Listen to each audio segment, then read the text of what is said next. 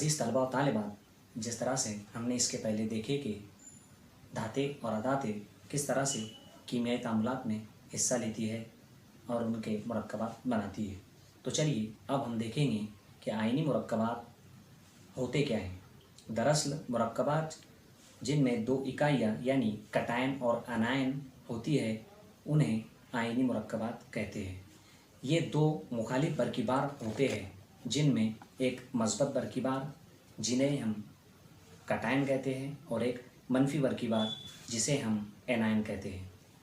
ان دونوں کے درمیان ایک مخصوص قوت کشش عمل کرتی ہے جسے مخصوص برقی سکونی قوت کشش کہا جاتا ہے۔ یہ قوت کی وجہ سے ان میں ایک دوسرے میں ملاپ ہوتا ہے اور اسی کو ہم کہتے ہیں آئینی بندش۔ دراصل ان میں ایک خاص مخصوص قوت کی وجہ سے ان کی ایک کلمی شکل ہوتی ہے، اس لیے ان کو کلمی شکل والے مرکبات بھی کہتے ہیں۔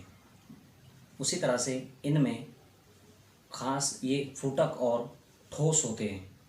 ان کی کلمی شکل کی بناوٹ اس لیے ہوتی ہے کیونکہ ان میں مثبت برقی بار آئن اور منفی برقی بار آئن کا حجم ہوتا ہے۔